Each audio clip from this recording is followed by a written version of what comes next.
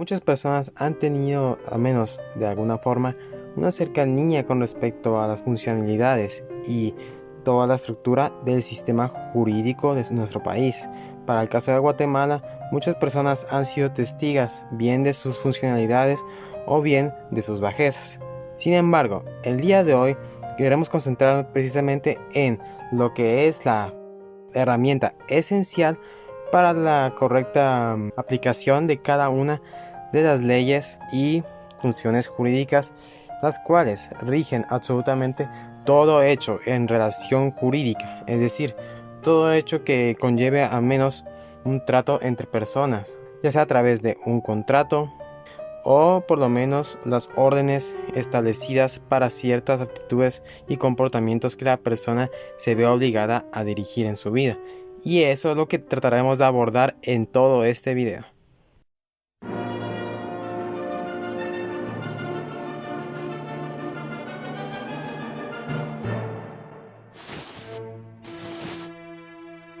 Conceptos jurídicos fundamentales.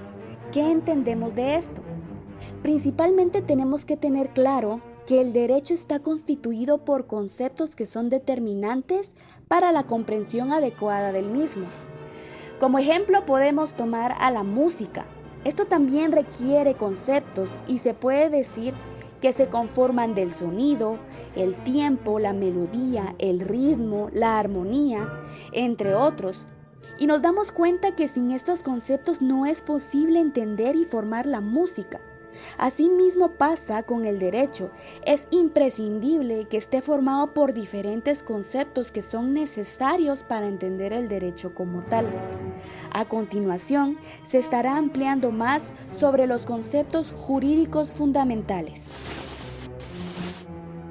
Son instrumentos imprescindibles del jurista y del legislador para pensar y resolver cualquier problema jurídico que se le presente al realizar un análisis de la norma establecida en las leyes y cuerpos legales. Estos conceptos contienen elementos constantes y necesarios en todo lo relativo al sistema o normas que contengan presupuestos jurídicos, lo que se resume en toda forma de conducta jurídica que se produce por la aplicación de la norma a los casos concretos. Por otra parte, se consideran que los conceptos jurídicos fundamentales no tienen origen empírico ni una índole contingente, sino que por el contrario, están necesariamente comprendidos por la esencia de lo jurídico y pertenecen a todas las manifestaciones reales o posibles del derecho.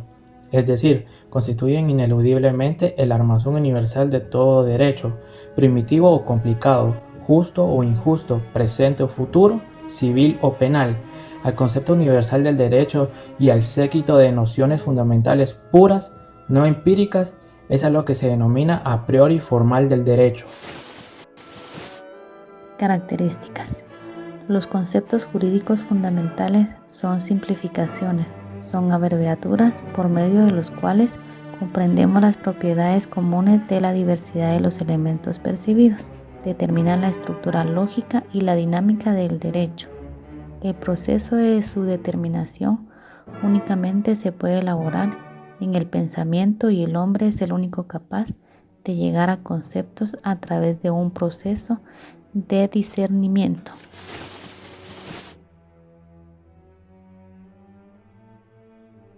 La norma jurídica tiene siempre una eficacia obligatoria, no solo cuando se da de aquellas que imponen derechos y deberes, sino también cuando son puramente directivas.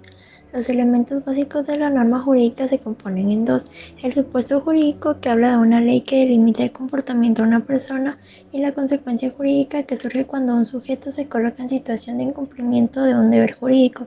Hay tres elementos de la consecuencia jurídica. El primero es el hecho ilícito. Supone que no está cumpliendo con un deber jurídico y ello merita la imposición de una sanción. Sin hecho ilícito no hay sanción. La segunda es la sanción. Es la consecuencia del hecho ilícito. Debe ser mayor que el hecho ilícito para que no sea equivalente cumplir con la prestación que cumplir con una sanción. Y la tercera es la intervención del Estado. Solo el Estado puede aplicar la sanción. Los supuestos jurídicos son una hipótesis de cuya realización dependen consecuencias jurídicas planteadas por la norma. Es la descripción de la conducta humana plasmada en la norma jurídica.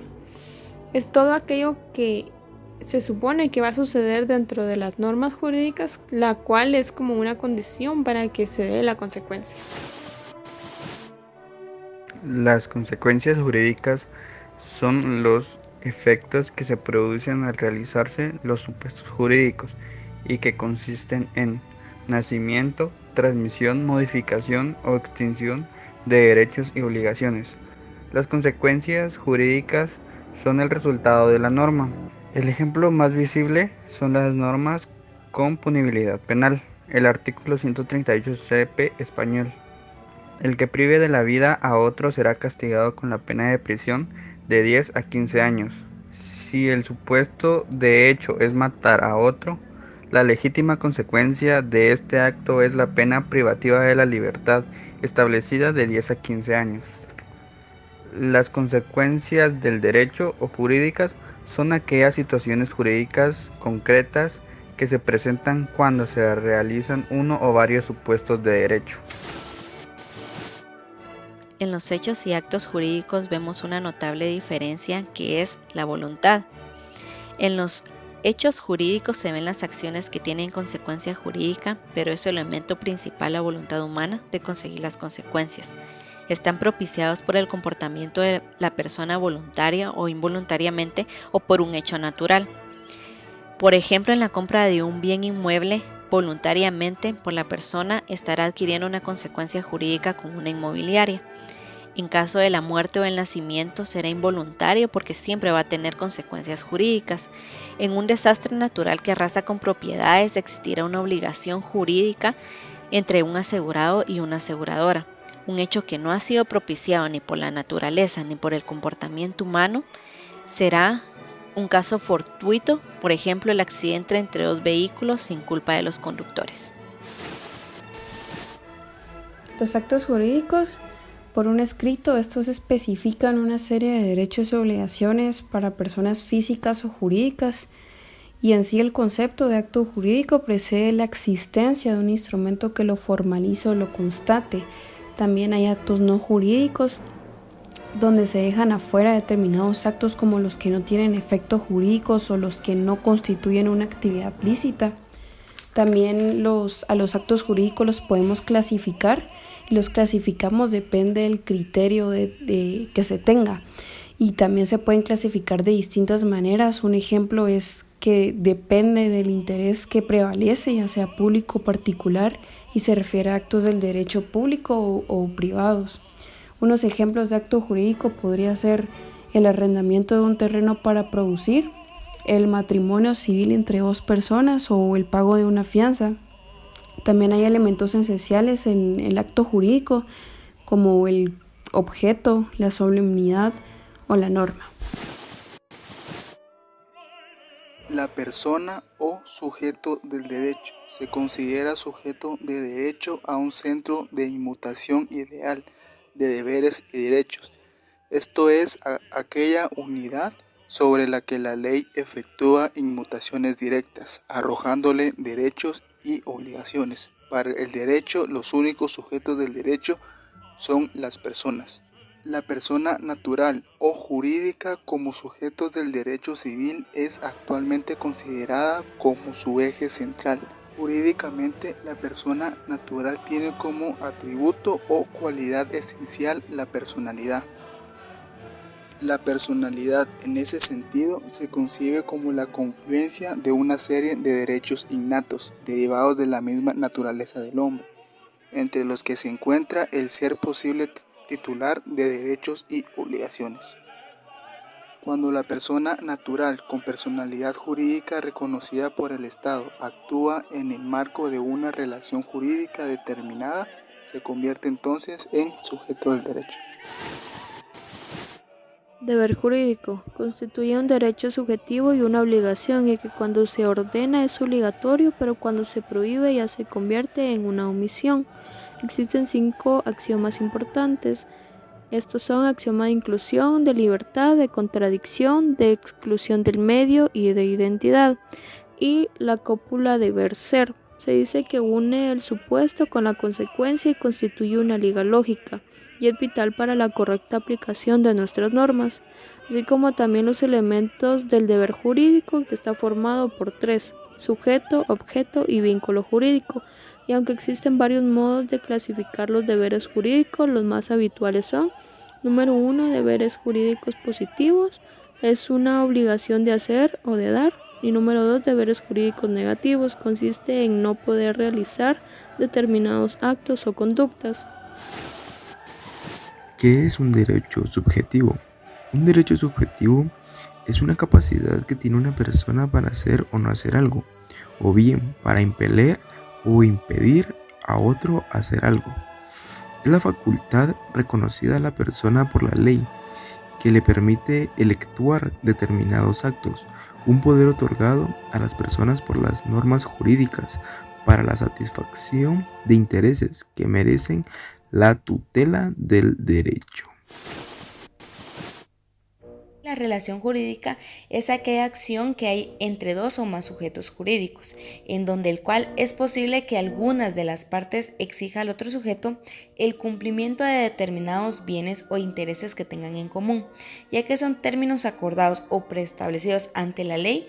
Uno de los sujetos pueda exigir, conforme a lo que establezca la misma, que el otro sujeto cumpla con la parte acordada. Esto es de mucha utilidad a los ciudadanos, ya que se evita el incumplimiento ante las obligaciones adquiridas por la otra parte. La jurisdicción es la potestad y función del Estado de administrar justicia a través de los tribunales. En otros términos, la jurisdicción consiste en la administración de justicia, la extensión y límites del poder de juzgar, ya sea por la razón de la materia o por razón del territorio. Se tiene en cuenta que cada tribunal no puede ejercer su función juzgadora sino dentro de un espacio determinado. En este último sentido se habla de jurisdicción administrativa, civil, comercial, correccional, penal, laboral, etc. Según el artículo 203 de la Constitución Política, la función jurisdiccional se ejerce con exclusividad absoluta por la Corte Suprema de Justicia y por los demás tribunales que la ley establezca.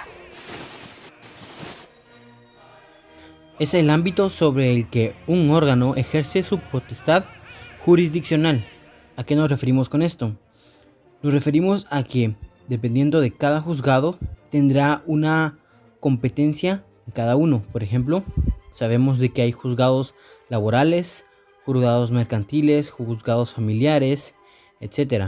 Entonces, si una persona hace alguna denuncia, tendrá que ir al juzgado competente. ¿A qué nos referimos con esto? Que no todos los juzgados pueden administrar o dirigir cualquier denuncia. Por ello existe una división y una competencia. Cuando hablamos de este tema tenemos 3 puntos a establecer. En primer lugar, se denomina sanción a la consecuencia o efecto de una conducta que constituye a la infracción de una norma jurídica. Tal es el caso como por ejemplo de violentar la ley seca. En segundo lugar, se llama sanción al acto formal mediante el cual el jefe de Estado da su conformidad a un proyecto de ley o estatuto. Un ejemplo claro es cuando el presidente de Guatemala determinó el toque de queda durante la pandemia. Y por último, desde un punto de vista del derecho internacional, las sanciones son las medidas económicas, diplomáticas o militares que un Estado toma de forma para presionar a otro en una negociación o para el cumplimiento de obligaciones, como por ejemplo cuando Guatemala se vio obligado a regresar a los migrantes hondureños y salvadoreños para que no cruzaran el territorio y no llegar a Estados Unidos, porque de lo contrario Estados Unidos bloquearía varias de las ayudas a Guatemala. La coacción es un término vinculado con la sanción, que es la consecuencia del deber jurídico, pero la coacción consiste en la aplicación por la fuerza o violencia física o psicológica que se ejerce sobre una persona para obligarla a decir o hacer algo en contra de su voluntad. También es conocida como violencia privada y puede darse por medio de amenazas. Se dice que la coacción es la principal herramienta que tiene el Estado para establecer su poder normativo y su fin es mantener el orden social. También cuenta con las siguientes características principales: como lo son que es una sanción externa, es decir, debe de trascender al mundo de lo fáctico, debe estar prevista en el ordenamiento jurídico, es organizada y aplicada por la autoridad pública. La acción es una facultad que tienen las personas para realizar o no una conducta. Por ejemplo, a la hora que a uno lo despiden, uno decide si demanda o no a su patrono para que a uno le paguen su indemnización por violar su principio de estabilidad laboral. Pero realmente cuando ellos dicen que es un deber jurídico fundante del ejecutor, así como en derecho penal cuando existen ciertos delitos por parte del Estado, uno no tiene la facultad de realizar cierto tipo de acciones porque son en contra de la ley. Son ilícitos. Por ejemplo, matar a una persona, violar, robar, etc. En el caso de los pagarés dependen si uno es el acreedor o el deudor. Si uno es el acreedor, uno tiene la facultad de protestar que le paguen la cantidad establecida en el pagaré. Si no lo pagan, uno puede acudir a un órgano jurisdiccional para que ya sea embarguen los bienes o las cuentas del deudor. En caso del deudor, su derecho de acción está influenciado porque prácticamente uno no tiene elección. El derecho de petición es una particular donde surgen necesidades de realizar peticiones a la autoridad, por ejemplo una denuncia o un reclamo. Este no está pensando en qué momento tomar la denuncia, ya que este es un derecho fundamental al que podemos acceder en cualquier momento cuando estamos ante una situación que necesitamos cualquier tipo de solicitud. La petición política, al tenor en que establece los artículos 137 y 248 de la Constitución de la República de Guatemala, Castillo González, indica que el derecho de petición se ejerce exclusivamente a la autoridad política competente encabezada por el Tribunal Supremo Electoral y de partidos políticos. Las clases de petición es el abuso del derecho dominante en el procedimiento administrativo judicial debido a que se solicite fundamental o legalmente los reglamentarios en forma excesiva e irracional con la finalidad de obtener varias ventajas provocadas por nuevos trámites.